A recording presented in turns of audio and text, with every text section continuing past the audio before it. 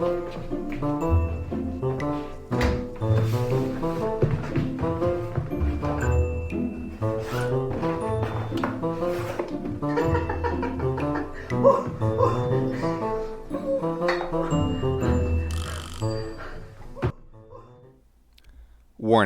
This program is intended for adults of legal drinking age. Whiskey is consumed and discussed. The intent is to educate our palates on the differences of whiskey flavors and not an intent to get drunk. Please drink responsibly. Hello, everybody. Welcome to I Fucking Love Whiskey. I'm Andrew Pierce. I fucking love whiskey. As always, I'm joined with my co-host, Joseph Limbaugh. It is I, Joseph Limbaugh. I also fucking love the whiskey. And two close friends of mine, very glad to have them on the show, Ross and Leah. And they are actors. I don't know. They're here. I've heard they like whiskey, and I've seen them drink whiskey. They're both professional actors and very talented, and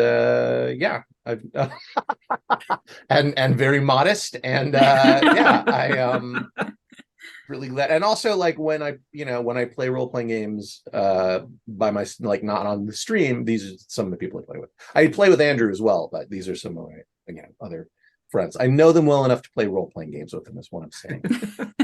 And I know Leah well enough to say that she fucking loves whiskey. Wow. Interesting. That's a bold statement right out of the gates. Yeah, whoa. Right out of the gate. No, yeah. I don't think she's met a scotch she doesn't like. That's true. Well, she's going to meet some today. Not that she doesn't like, but she'll meet some scotches. Yeah. I think Joseph and I need to apply a test, though, to find out if you two do indeed fucking love whiskey. Okay. We're going to make you drink whiskey. Yeah. Oh, okay. Then we'll see what's up. All right. We didn't have to study. For those of you that are new to the show, it's pretty simple. There are 4 whiskeys down there. The approximate times, if you're on the YouTubes, you can zoom ahead to that time and have a look at that whiskey, us tasting them. Otherwise, just sit back and relax, and we're going to get to know Leah and Ross a lot more, and we're going to figure out some stuff about Joseph, and we're going to try and figure out what's going on with Thad. I think that's what we're going to do. So without without further ado, our first whiskey is a Glenfarclas 25-year-old. This is a distillery bottling. It's in the Highlands. It's actually in Speyside, 43%. So this is a distillery bottling. So you can only get this at the distillery, or that's where you got it. Is that why, or no? What does distillery bottling mean? It means it was just bottled at the distillery, I think. Aren't they all bottled at the distillery? No. Actually, some are taken elsewhere, and they're vatted elsewhere, and they're bottled off site. So, all right, big tanker trucks of whiskey go away, and then they get bottled. And sometimes they actually big tanker trucks of whiskey going away. What a sad thought that is. I know that Colila doesn't have enough space on the island, so Colila actually ships their stuff to Glasgow area, and that's where it's all aged and warehoused. So yeah, it could be. There's a lot of Colila, as we've discussed. There's a lot of Colila. Yeah. Anyway, I want to smell this. I took a sneak smell. What did you get? I'm getting autumn leaves. Ooh. Okay. Mm-hmm. I got apple. Yeah. Yeah. This does smell very autumny, like Halloween times. Apple. Yeah. Yes. Rotting leaves. Yes, rotting leaves. Yeah. But if they were like candied rotting leaves. Yeah. Like you like them. You want them to rot. Yeah, there's a sweetness to them. Yeah. Or like the rotting leaves are kind of in the background, but you're eating your Halloween candy, but it's like old school Halloween candy. That's all hard candy, Yep. Yes.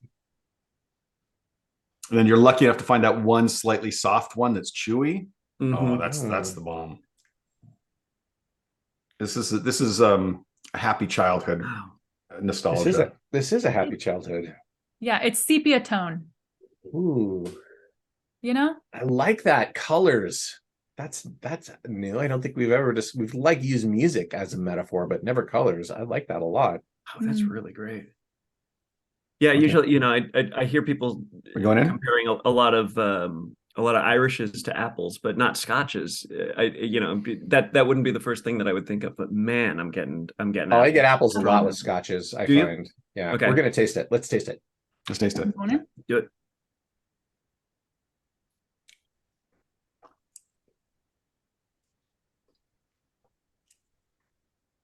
Whoa. It's my favorite whiskey. Yeah. Wow. That is like a super delicious and strong hard apple cider is what that is. That's what it tastes like to me. But it has more complexity than that. It's got this nice base note to it. The finish is just huge. It's like there's an actual just noticed that physical presence in my mouth still. Yeah, it's like tingling and like warm, and not just because of the alcohol. Like there's an actual like. I'm getting chocolate. I had that same thing. I had sort of a sour thing hit me right in the in the side taste buds kind of, and then right at the end I got like a caramel or a butterscotch thing jumped out on the back end or something. Yeah. My favorite nose is is the right after your first sip. I love to nose it because that for me it's like times two the whatever the nose was before.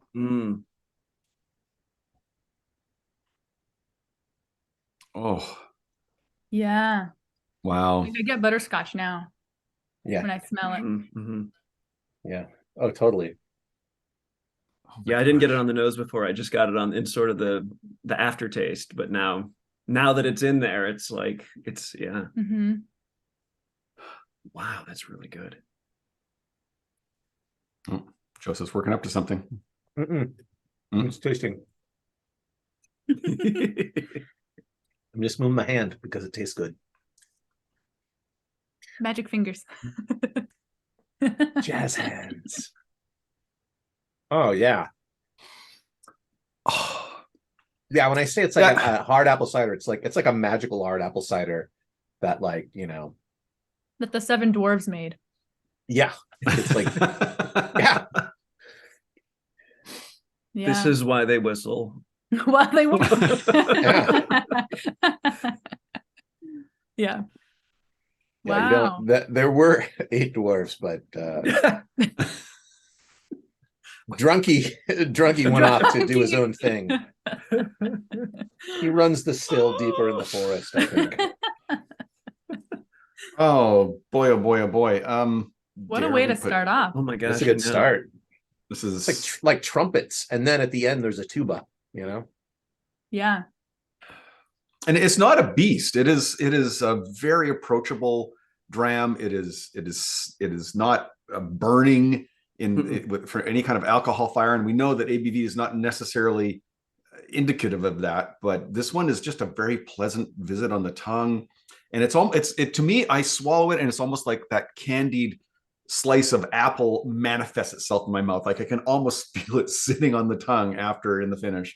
What a dram. Yeah, it has a bite to it, but it's like just enough of a bite to be like, here's a delicious bite, and not like, I've got to get over this before I get into it. And at 43%, I mean, I feel like it has more of a bite than I would expect from a 43%, but I like a little bit of a bite to my whiskey, Your whiskey has to fight you or it's not fun. I agree. I wonder what Thad thinks. Oh, he's not tasting with us. He's not tasting today. Oh, man. Thad, what do you think it tastes like?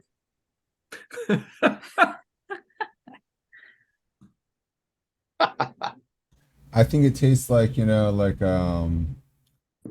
a nice hay pile. It's getting hit by gusts of winds. And you're chasing after your wool blanket. I'm not getting any of that at all, actually.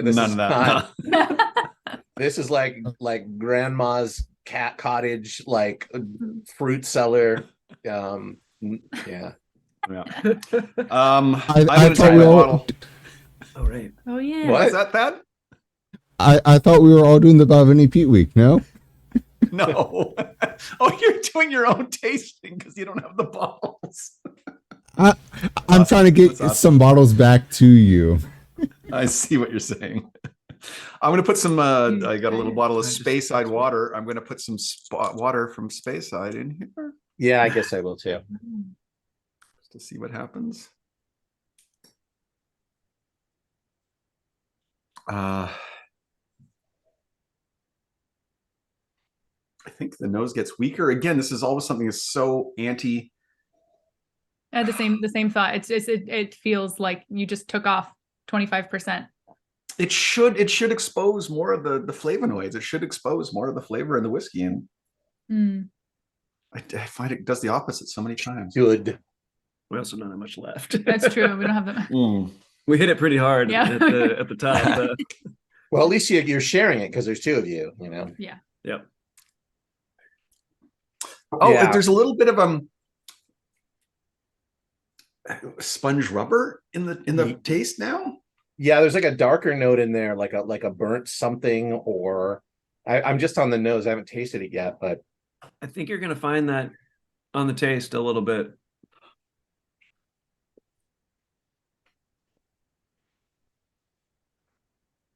I mean, it took that bite right away. Mm-hmm. I feel like now it's mostly just the finish.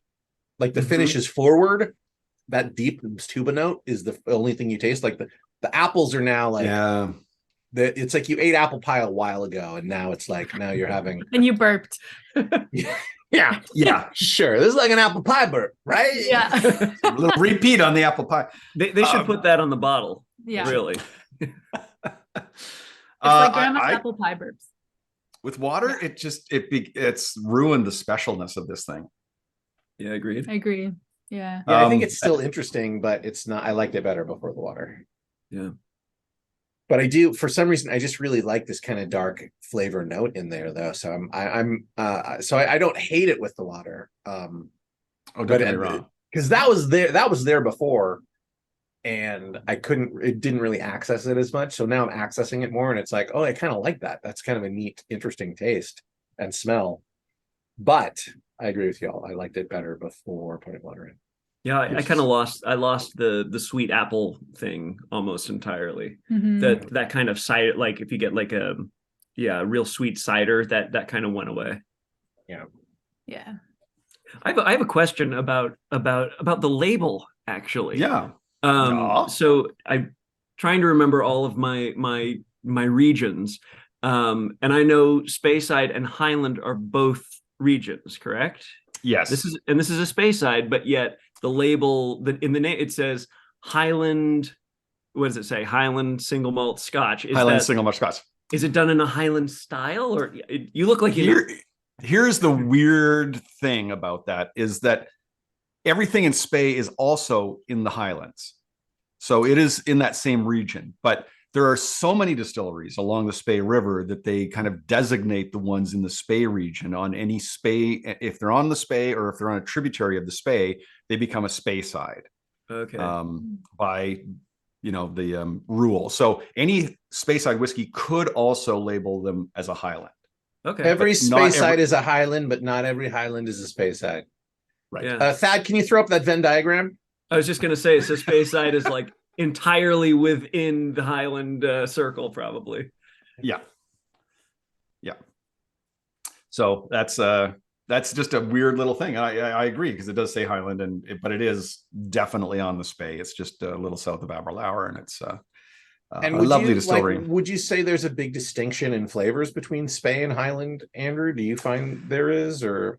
I mean, you've had almost as much as I have. I find that like this is my broad thing is like, Highland is more like a light, heathery sort of out, breezy sort of more grassy somehow. Grassy hay, and then Spey is more like I feel like I get more brandy type whiskeys or sherry casks from there, like more candy store whiskeys are from Spey. In my opinion, that seems to be true, but So every region has a trend, but there's any distillery that can output something that will buck that trend, as we know, especially as we go to single cask expressions like we're going to go to next. Yeah. All right. You go to like independent bottlers, and then who knows what the friggity frock it's going to taste like. So SMWS. Here they are. Actually, Glenfarclas was the first distillery SMWS went to and got their first cask there. Anyways, way back when. This is a Strathmill. It's 11 years old. SMWS 100.34. Oh, to be in a bodega again. It's like, if you're near a bodega, you can go to a bodega anytime. I don't know why you'd be, to be in a bodega again. Anyways, 56.7% Speyside. Deveron, first fill, oloroso, hogshead. put in the cask in March of 2010. Now, to my mind, a bodega is a little shop in New York. That's what I would have thought. Maybe in Spanish that's different. I don't know. I wonder what a bodega really is. Like Ross. Did you read the tasting notes on the bottle? Not yet. We're gonna taste it first. Yeah. We don't want to I'm not gonna spoil it, but did you read the tasting notes? Well, when I was looking at because I was curious about the labels, because I was you cheated. You looked ahead. It's cheating, Ross. It's not cheating. You're not allowed to use any of those words. Any of the words on the label, you're not allowed to use to describe the whiskey. Even if it's if the's on there, you can't use it. Articles count. Wow. Okay. That's a tough ruling. It's gonna be tricky. I don't remember. What were you saying though? Stuff. No, what were you saying though about the label? Because what'd you read before I started to bust your balls? Oh yeah. No, this was the only one that I actually read the tasting notes, because then I went, for the next one, I should probably not. You do should that. not do it. Yeah. But we'll just do our thing, and then you can read the notes after and enjoy. But I think some things might be clarified. Okay. Oh wow, that's like burning my nose a bit. Does it taste like bodega? Oh really? But we are jumping up from 43 to 56.7. Yeah, this is a leap here. This is definitely a leap. Do I have the tasting notes this here? is but this has like a fiery smell to it, like spices, like cinnamon, or like it smells like a spice bodega. Yeah, like a spicy, like a spice house, a house like, a place like where a clearinghouse for spices, where you're in a room with just a bunch of different spices. A little oak floor that's been worn down. Yeah, I feel like, I don't think I've ever been in a spice house, but that seems like a thing that would exist somewhere on a trade route, where they're, especially like in like medieval times, there's probably like or like the oak floor carrying spices. Yeah. There could be sawdust. I'm not getting as much. Oh, sorry. Did you say sawdust? Yeah. Yeah, I'm getting less. There's similarities to the Glenfarclas, but it's not as sweet on the nose. Yeah, this has more of a savory sort of smell to it. Allspice maybe, but to me it's like multiple spices. It's like allspice, like cloves in the side of a ham. I'm almost getting. You said sawdust, and now that's the only thing I can smell. It's becoming like a child's playground on top of like the wood chips. You know what I mean? Yeah, but they're like fresh when they first put down the sawdust. You know what I mean? Yeah. Or it's like the sawdust when it's fresh and it's out in the sun. Yeah. I really want to taste this. I think it's this is good. All right, let's go in. The color is just gorgeous. Go first. I went first. I didn't hold it up. Is it like that? I thought I was gonna make my eye all big. It didn't. I'm sorry. Cut that. They really need to re-engineer these glasses to make your eye look huge when you look through it. For real. How else can you be a detective? Exactly. A whiskey. Oh my detective. God. This is my favorite whiskey. Wow. Yeah, I agree. That's like a ball of fire. That's like a ball of delicious, spicy fire. Sticky, spicy cake just drizzled with stuff. But it's like a cake that's not that sweet. It's like a coffee cake, but not even that sugary. Like a coffee cake that with the sugar turned down to 20%. Yeah. Like and with other spices in it too. That is for sure the craziest whiskey I've ever tried. Really? That is like awesome. The most like dynamic. It's like the Goliath roller coaster. It's like super tall and super huge drop. It's wow. That was like. That's why we do this. Yeah, the flavor just it sort of explodes like right when you taste it. Yeah. It's sort of like it's almost like it ignites, kaboom, and it's like this spicy. I can't place the spice, but it's not like it's not a kind of spice like you would get in like rye or something like that at all. It's more like a baking spice or something. Yeah, or something you would use to flavor foods that are like almost sweet, like Andrew was saying, like something you put on a ham, like with a brown sugar glaze, like a clove, or something, cinnamon, ginger. Interesting. To be in a bodega again, to me, I guess maybe that's what a spice house is. I don't know. We'll find out. But maybe to be determined. Although Thad, I think my notes are not the correct ones. If you can find them on the internet there, that'd be great. Oh my. Wow, that is really unique and amazing. Yeah. Yeah. The risk you take of getting these SMWS bottles, where if you can't go to one of the outturned tastings. Wow. What made you buy this one? Was it the name, or what was it that it was Strathmill, or what is it? I can't remember, when was this bottled? Let's see.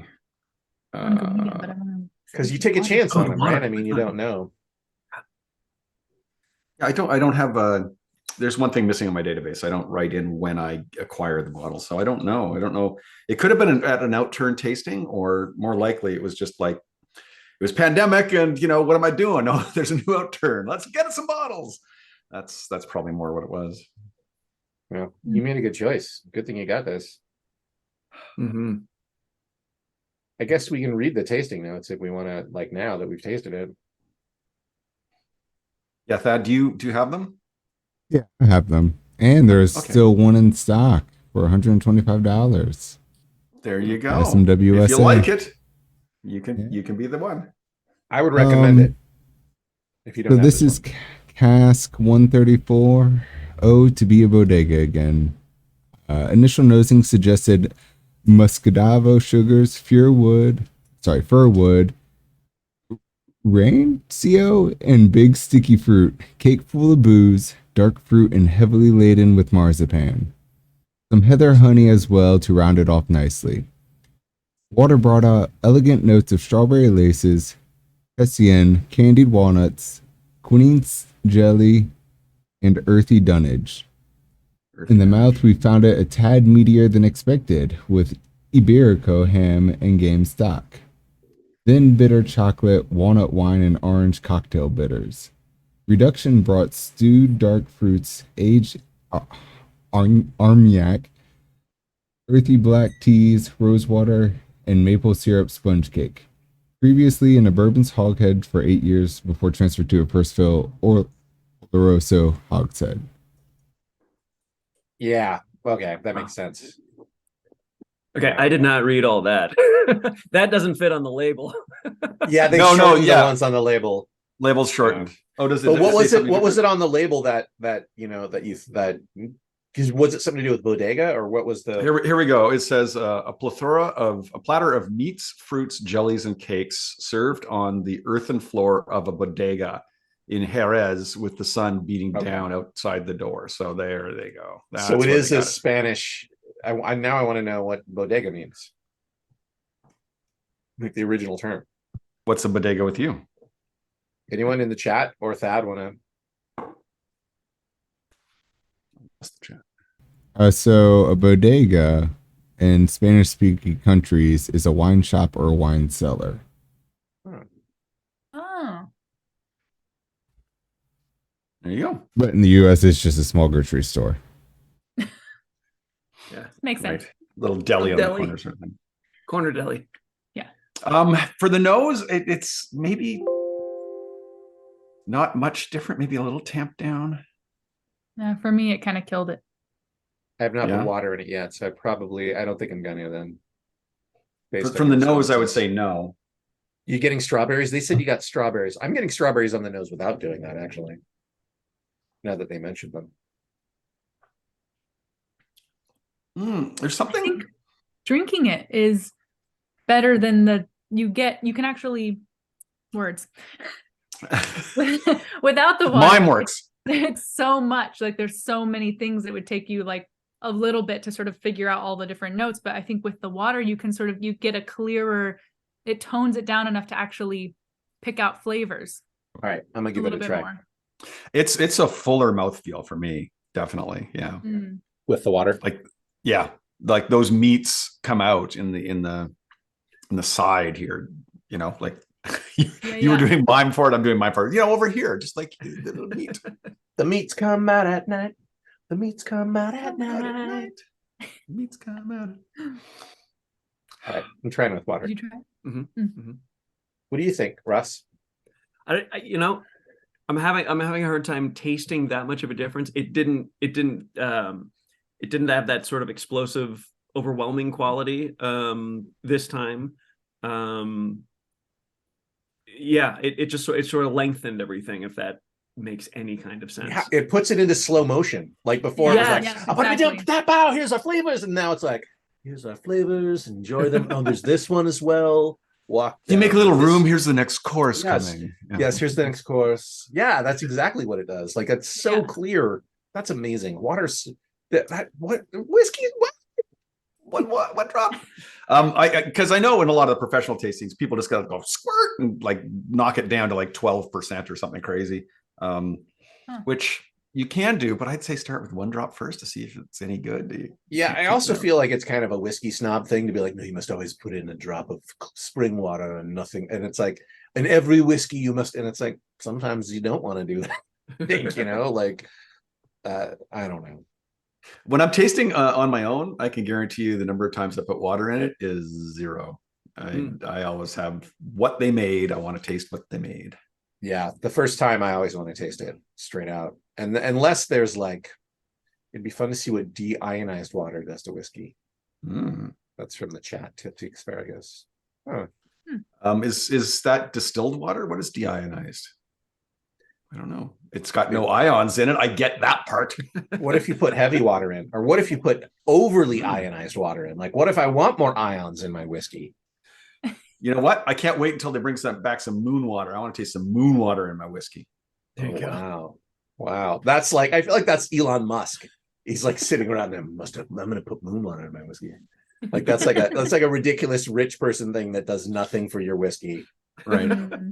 Except cost $2 billion to get that water to you. Yeah. What does it taste like? It tastes like me being better than you. That's what it tastes like. That's how I feel when people pull out their Macallans. It's like, oh, yes, you're better than I because you spent so much more on whiskey that is overpriced. Yeah. Right. Just saying. And the same thing with a lot of the rare bourbons. Like you're paying a lot for the name and the rarity. Anyways, I'll get off my soapbox there. Yeah. Whoa, dude. Slow down. Andrew's Canadian. You know what? I do like this though. I do like this. That's really good. Ross, it's not bad with water. You guys just moved to this location. Yeah, I'm not going to disclose where it is, lest people be outside your door and looking for you. But you've moved to this different state. It's not California. It's not. It's true. How's it going there? It's going good. We have seasons, which is kind of new. Yeah, that's messed up.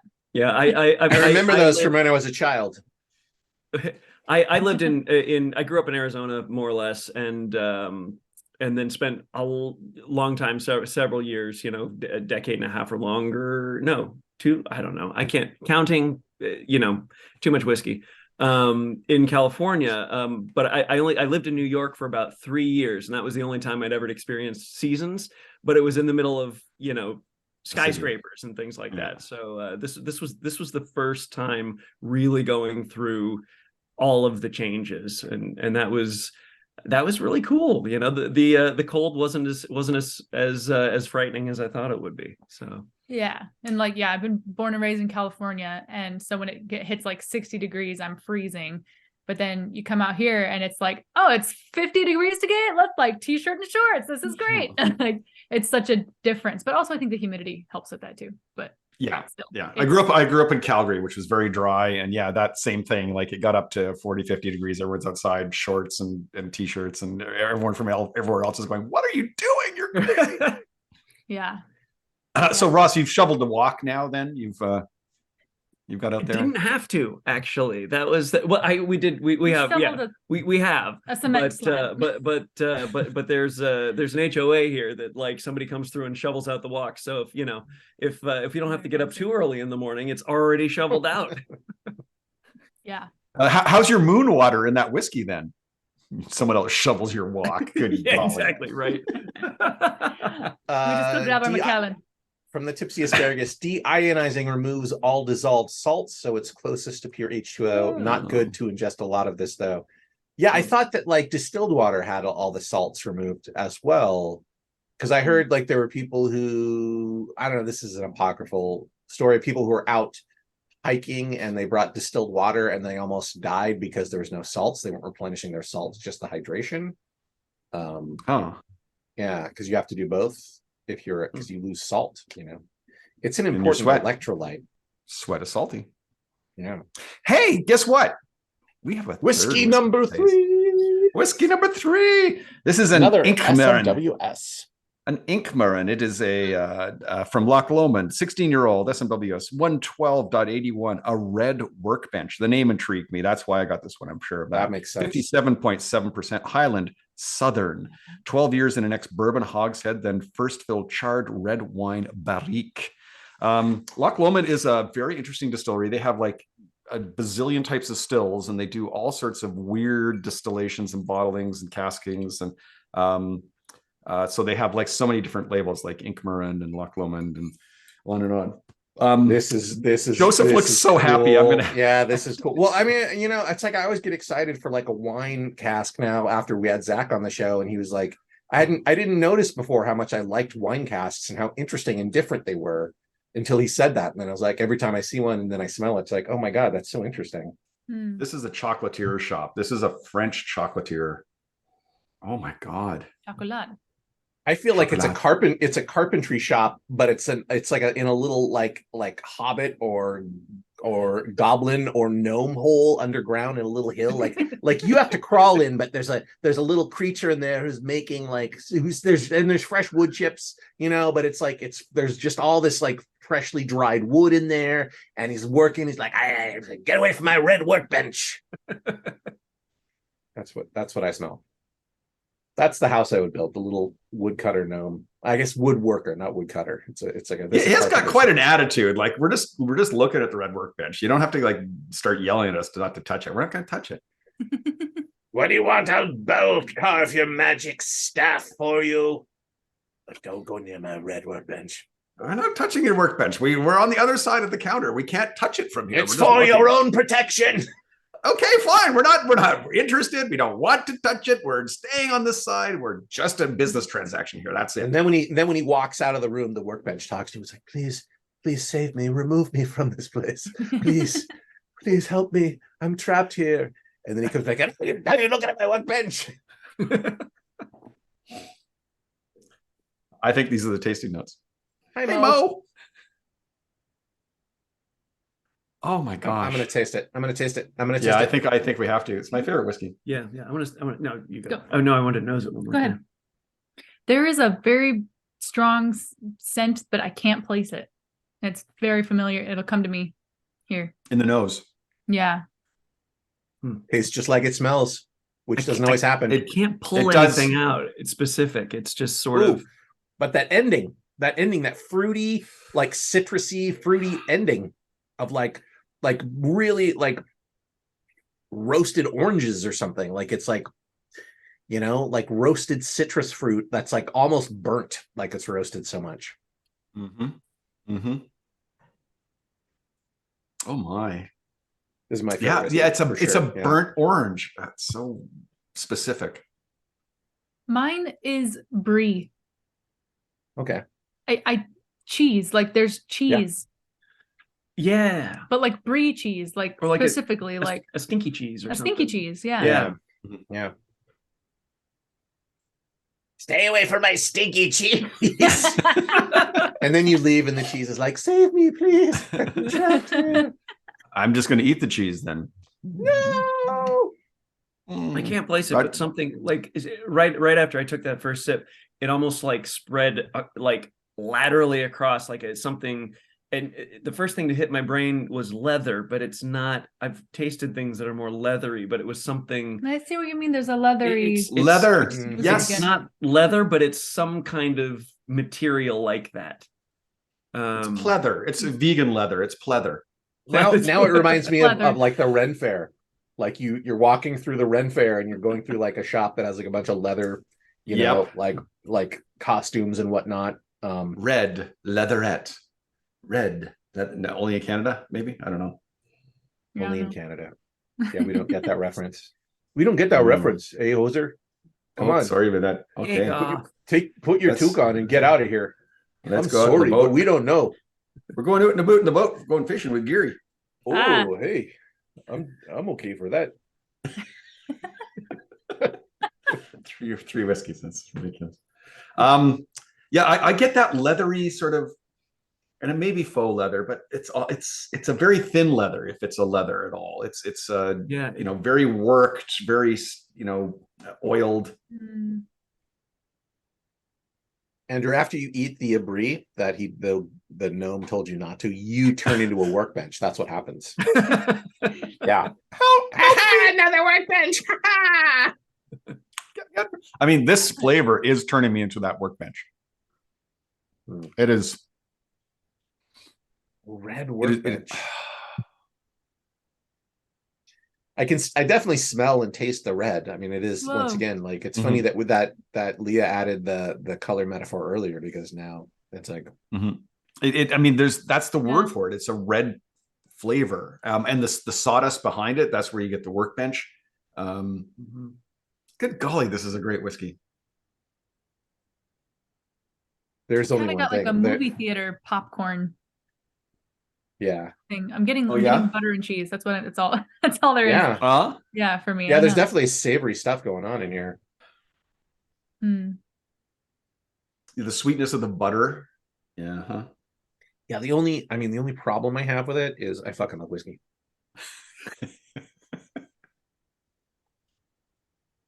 I still love it every single time.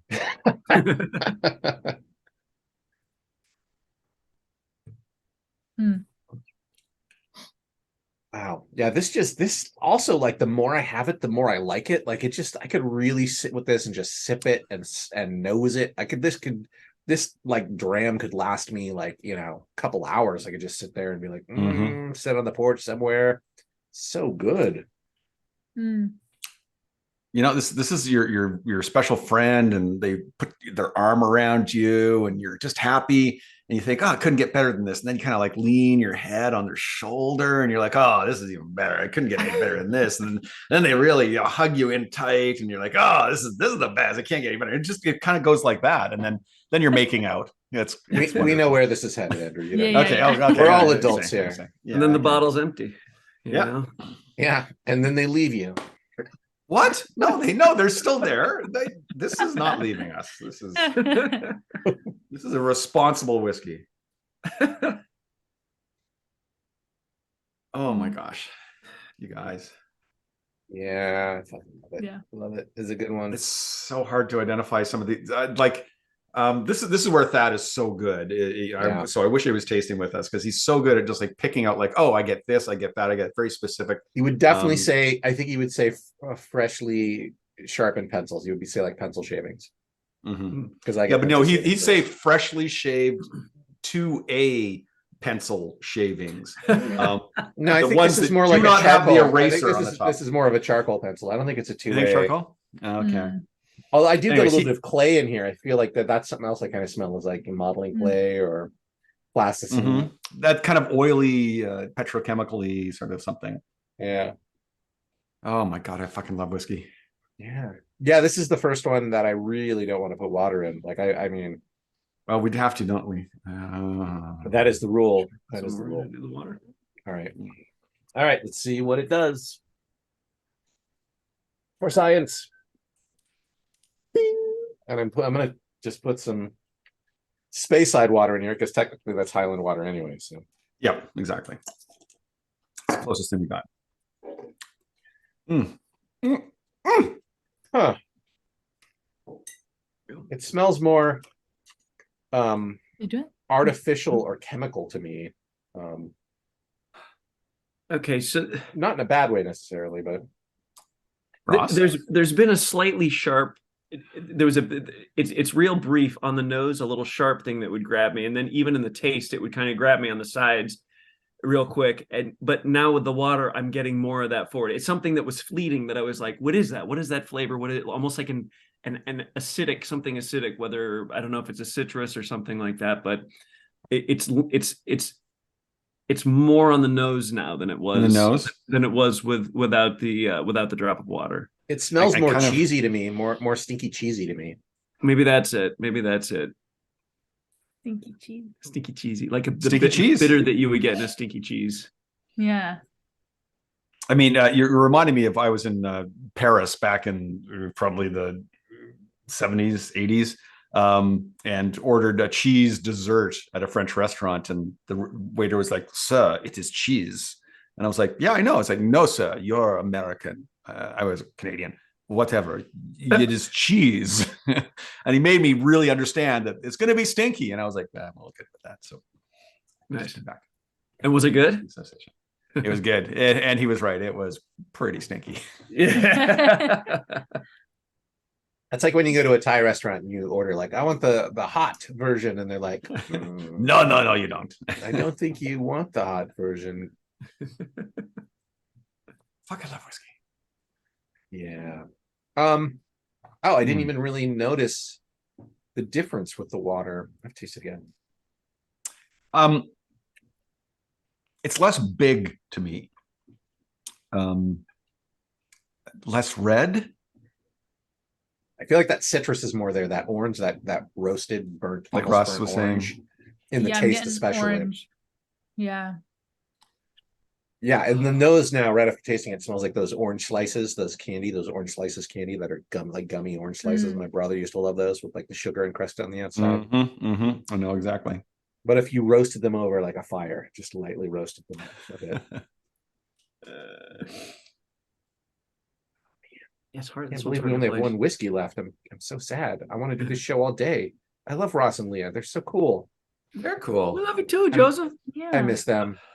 I got more whiskey in the cabinet. We can just keep going, you know. I was saying that the big problem with your bookshelf there is there's not enough whiskey in it, because I mean this is the way to fill a bookshelf. Yeah, it's true. Who's the real scholar here? Yeah. Right? We're thinking about getting a bar cart to put on that side of the room. We've already got a big old poster that has like a Laphroaig bottle in the middle of it, or not Laphroaig, Lagavulin, right in the middle of it. Yeah. Yeah. Yeah, what do you guys drink normally? Like, what do you like to drink? What do you have for whiskeys? You drink bourbons too. You like bourbons. Yeah. No, I was gonna say my favorite in all of the land is the Lagavulin. It's just it just tastes like 1920s archaeology and like vintage National Geographic, like people going out and like exploring, and it's just that vibe for me. Like it's just so good. I can't get over it. But yeah, I do not drink that on the regular. I have that about like once a year. Well, that's the great thing about whiskeys is like I feel like it's like they're not really for people who are alcoholics, because you only like they're so expensive and you just have a little bit every now and again. You know what I mean? It's like I don't know, like it's, you know, or it's like if you're going, and the other thing is like it seems like they're not cost intensive because they're so expensive, but like a bottle of like a good whiskey will last me like maybe even like a couple of years, you know, like I might not drink it, you know, it'll take a while to drink that. Some of these bottles are from 2015. There's absolutely that, you know, when I first started getting bottles. So yeah, they last a while. Yeah. So what you've just admitted, Andrew, is you accumulated all that whiskey in 8 years. That's what I've admitted. That's self-control, though. That's the other way to look at it. That's a lot of self-control. A different kind of self-control. But that might be the wrong takeaway here, but okay. I can't stop myself buying it, but I stop myself from drinking it, you know. So. Yeah. There's your silver lining. Like I said, this is why this show is so important. And we benefit from it. You guys benefit from my sickness, my addiction. Your appreciation, your my appreciation, my habit, your hobby. It's your hobby. It's a hobby. It's a collection. It's a hobby. I think it's a little more than a hobby. No one builds cabinets or has someone build cabinets for them to house their whiskey. They absolutely if there's a hobby, if they're hobbyists. A lot of hobbyists are very serious about their hobbies. I'm a collector. You know, so I feel like hobby is a word that's like denigrated, but it's, you know, hobby is something you love. Yeah. That you do without any compensation, except for good friends, good conversation, good whiskey. So if you start getting compensation for your hobby, is it no longer a hobby? Is that the case? Yeah. I think then it comes with Yeah. Then it's a job. Then it's a dream job. A side hustle. It can't be a dream job. Yeah. Until it becomes an obligation where you're like, oh God, I have to figure out something about whiskey again. Which I don't think I'd ever get to. You know what time it is, Andrew? It's time to, I fucking love whiskey. It's time for the last one. Time to Laphroaig. Mm. Now this is where I started on my Scotch journey. Was Laphroaig. I used to drink with this all the but time. You probably started with the 40% or the 43%. The regular Laphroaig. 10-year, the standard 10-year. This is not that, but this is not that. This is they've been doing these batches now. This is batch 12. What they do is they take a bunch of casks and they kind of put it together and make a very special vatting, and then they release it at the cask strength. And this is 60.1%. Batch 12. Batch 9 was phenomenal. I think I got 3 bottles of that. I was so excited when I first tasted it. Really? Have you tried batch this 12? I have not. This has just been open for the show, so this is us figuring it out. What are you thinking? It's great. Yeah. It's Laphroaig. It's so good. Yeah. Yeah, man. Yeah. There it is. It's my favorite whiskey right away. Yeah, it's my favorite whiskey. Petey Pete. The Adventures of Pete and Pete, and their Pete drinking Pete's. I'm excited about Pete. this one. Yeah. Oh wow. Ross, yeah. What was your first whiskey, Ross? My first ever whiskey. Yeah. Well, the one that got you excited about whiskey is, other than like when you're young, you're like, I'm getting drunk, and then at a certain point when you're older, you're like, oh damn, whiskey's cool. Sure. I guess it probably would have been Laphroaig at Joseph's place. If we're being completely honest. Yeah. And then I sort of, what kind of got me more interested in it? Well, that was because it was such a different taste because of the peat. And that got me interested in learning a little bit about how the different whiskeys are made. And then once I got that kind of a slight knowledge of saying, okay, what's the difference between this whiskey from sort of a how they make it standpoint, then I could start to pick out the difference in tastes. Whereas before it was just sort of like, it tastes like whiskey, it's a scotch, it tastes like Jameson, it tastes like bourbon, but it was then taking little bits and comparing like we're doing now, and knowing something about went into making it that sort of like made me a fan, if that makes sense. Mm-hmm. Mm-hmm. That's cool. This is the most rubber tire Laphroaig that I've ever smelled. Like, I feel like that is a note that you get often with Laphroaig, but this is very rubber tirey. And once again, but in a good way, I'm like, oh wow. Yeah, it's you walk into the tire store tire. and it's the new rubber tires that are on the wall, and it's so invigorating. It's so, but like normally it's like you go into the tire store, right? And it's like, oh, it's a tire store. But this is like you go into a tire store and there's just tires everywhere. So you have to like climb over them to get to the cash register. And it's like when you get to the register and the register is made out of rubber tires, and so is the guy behind the counter. And then they shove you into like a thing full of rubber tires, and they're like, you enjoy yourself for a while in there. we'll find your tires in our stock. Yeah, and then you turn into rubber tires.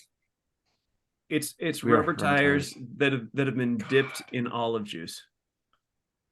Oh yeah, like a good extra virgin olive oil.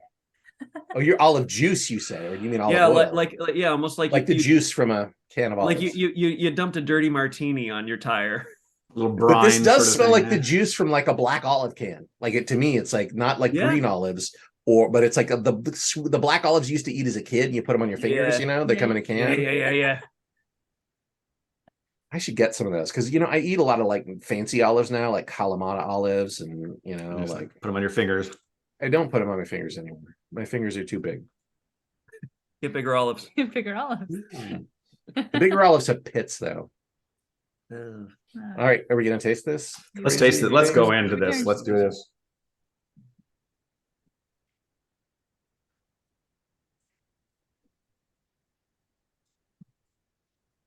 This is my favorite motherfucking whiskey. Holy shit, that is a good fucking Laphroaig. It just keeps going. My God, I love that. Damn. And then pepper. That's good. Oh my gosh. Wow. Yeah. Because what do they do? Does it say the vatting size of this? And then like burnt, like at wood Mm-hmm. at the very end. Mm-hmm. Wow. That's like the longest. This tastes salty, like ocean salty, like ocean mermaids armpits. I don't know, mermaids. Yes! Oh my god, yes! Or other salty parts of mermaids. Let's just go with the armpits. Salty armpit of a mermaid. That Yeah. is the best name. This is very briny. Yeah. Briny. Yeah, that's the word. It's briny. It's excellently briny. It's like now it's like that entire tire store has been dunked into like the Marianas Trench. And yeah. And mermaids are making you lick their armpits down there. And I'm okay with it. Like that's the weird thing. I'm like, all right. I'll do it. I think they're on like batch 13 or 14 now, but check these things out. About $80 here in California. Oh my gosh. Yeah. Wow.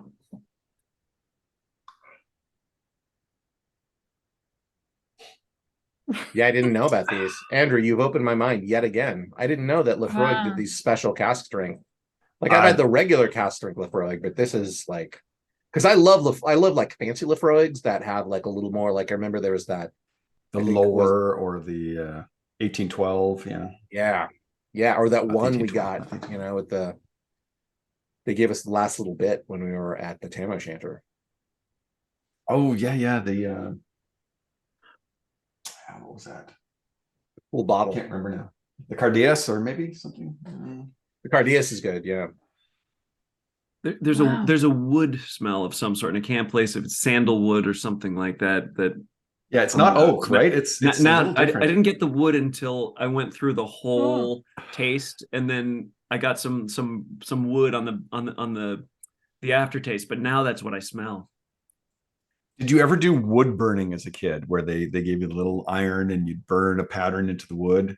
Because I think it's that wood. I think it might be balsa wood or something. That's the memory that triggers for me. It's like I'm at my dining room table with this little thing, and my father made me put down a big mat so I wouldn't burn the table. But then just like burning patterns into this wood, and this is the smell. This is that burnt wood. Oh my gosh, I haven't thought of that in years. I'm sure the art was great. I'm sure the wood after the burning was just like. Are you getting that too? Yeah, I get the wood burning, but I also get something very warm and sweet, like melted. I don't know.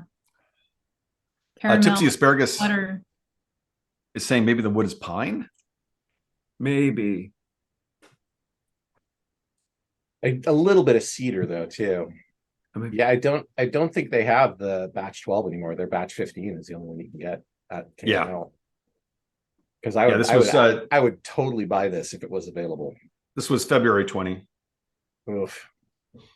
Yeah, but you can always take a risk on the other ones. I may have another bottle, and in fact, I do.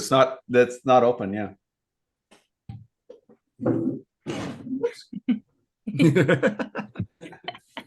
Don't tip the table over, Andrew. It really does taste like something from the ocean, but like,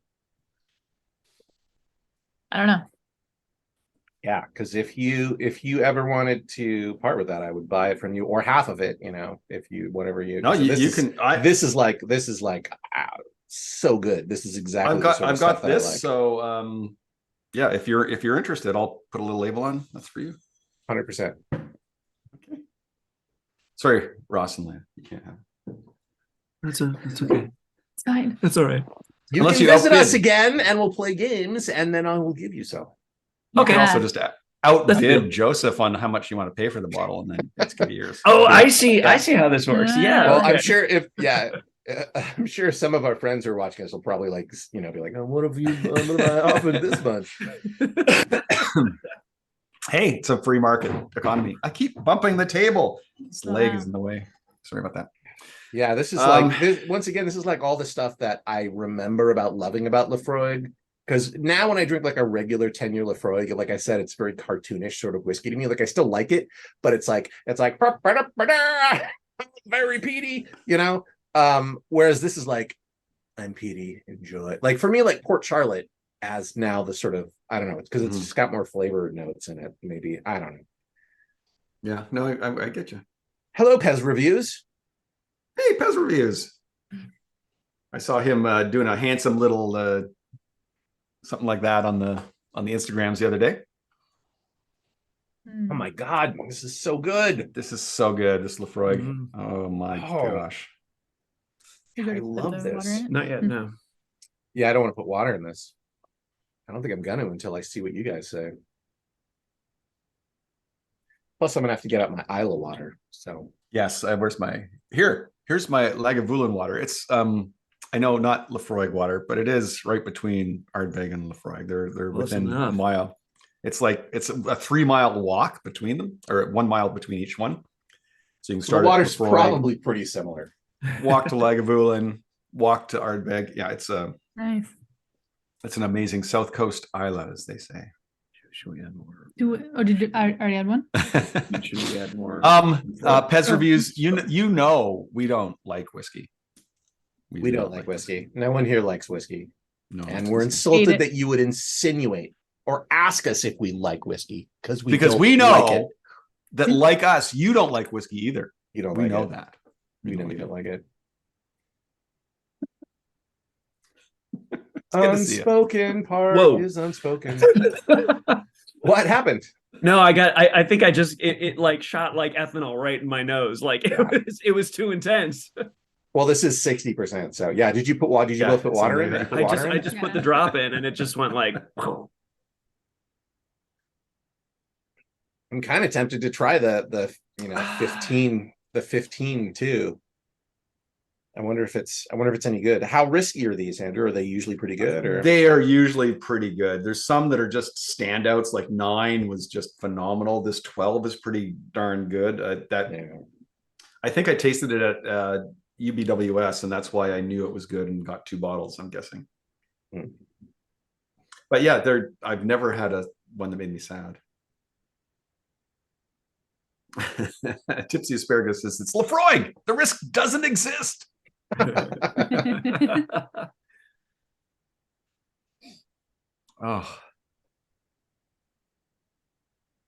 God damn, I fucking love whiskey. Just to answer your question, Pez Reviews. Oh, Ross, Leah, what are you thinking? How are you feeling? What are you experiencing? What do you think?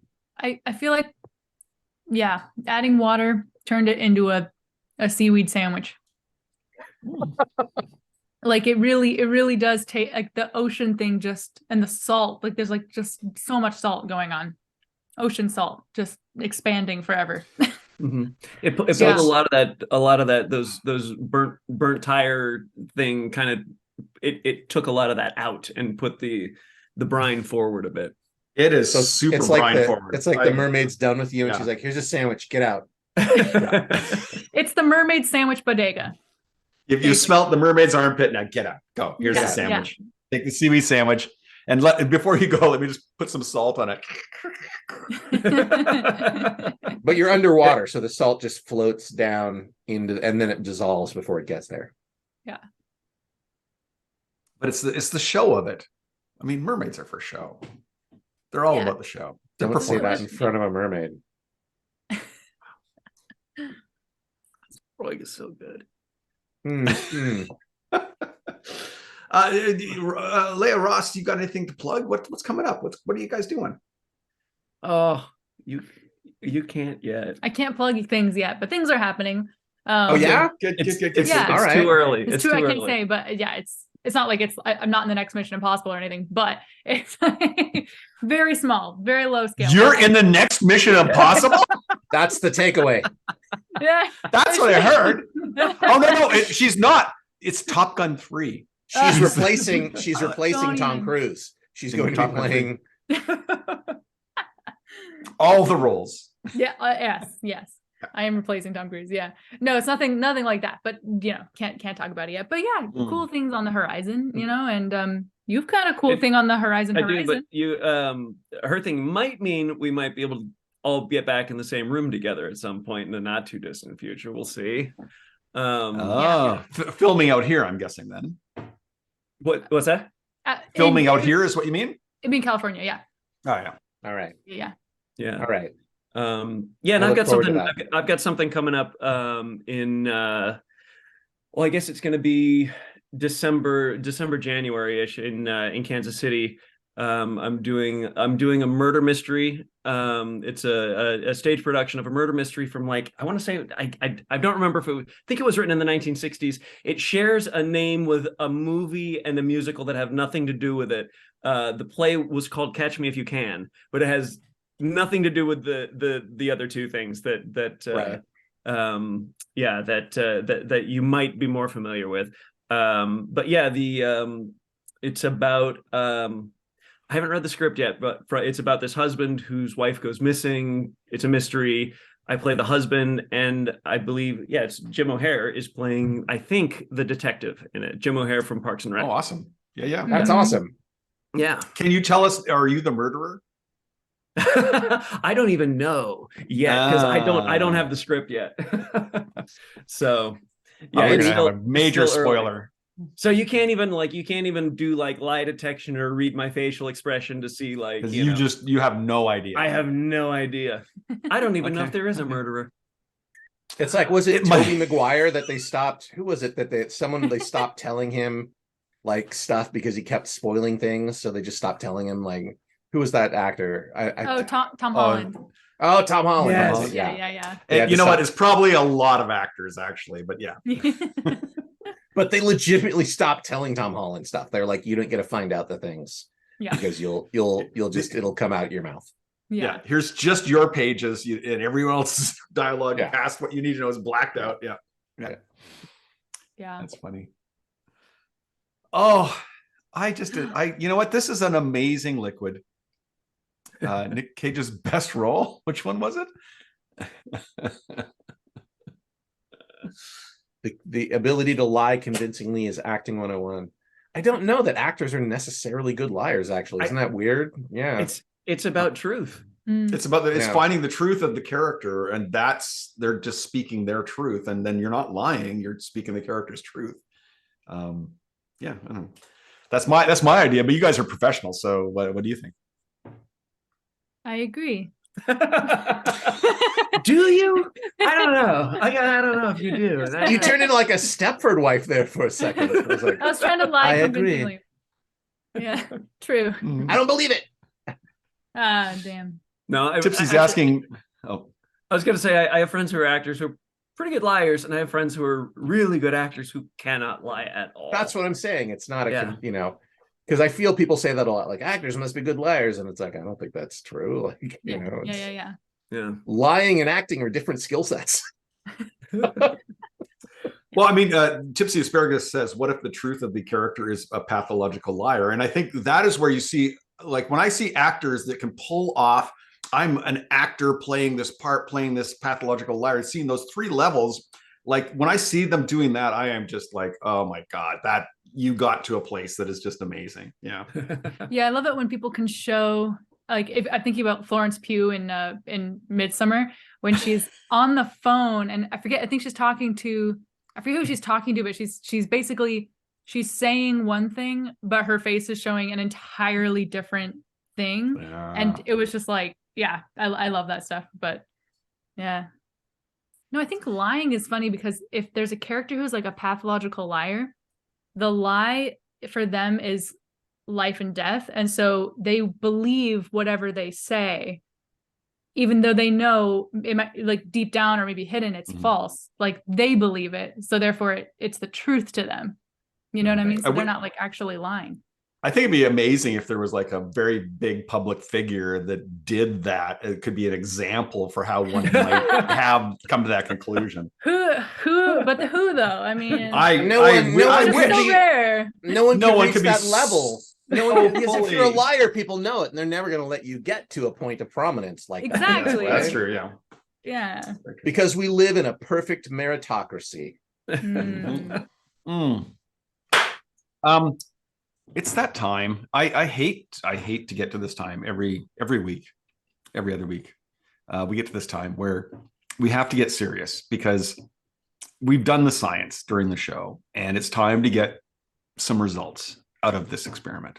Now we must look at the data, the final data, the information that tells us what we need to know, which is we're going to boil it down to one question. It's a survey, One but question. It's a very simple one question survey we're going to ask you. It'll be one question, but 2 answers, because there are 2 of you, as you probably looked around the room and have come to the conclusion that yes, there are just 2 of you, unless you're hiding someone. I'm not going to answer. Given what we've talked about lying, I'm not going to even try to answer that. Okay. Andrew, why don't you ask the question this time? Just understand, this is for science, and we hate to get super serious on you, but after these 4 whiskeys that you've tried, do you, in fact, like whiskey?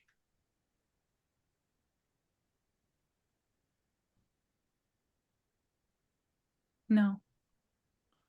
No.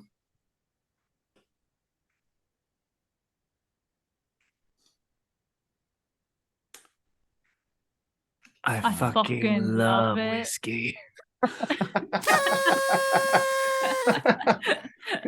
It got so like public radio there. Yeah, really. I love whiskey very much. It's very good. It's very nice. I could taste it. Taste the whiskey. Yeah. Super happy. 4 great whiskeys. Thaddeus, I'm so sorry you couldn't taste along with us. We miss you when you can't taste along. We miss you. We really do. Ross and Leah, thanks for taking time out to do this in your busy schedule, because I know you didn't really like whiskey before this, and that you actually tried it and came to the conclusion, like, look at the heart. Oh, the heart. Yay. So much fun. Thank you so much, and best of luck. And I hope you can tell us when you can tell us what the project is, and wishing you all the best luck in that, because I know having worked on films, it's amazing to me that any good film ever comes out, because it's so collaborative and everybody has to do just the right thing and not over the top or not under. Yeah, anyway, so so great to have you on the show. No, thank you guys. This was awesome in every single way. Yeah, this is amazing. Like, I'm so glad to have the opportunity to taste 4 amazing whiskeys and to hang out with you guys, even though we're, so far away now and we can't do it in person. Like, this was a treat and amazing. And well, we'll hopefully see you guys soon, though. Yeah, that would be delightful. And thanks for doing the show. Yeah. Heck yeah. And you know what? Also, thank you guys for watching at home. Thank you, Thad. Heart to you. Am I doing it? Is that a heart? Is that? I fucking heart whiskey. I rutabaga you. I bodega you. There it is. That word. I love that word now. It's a good word. It's a good word.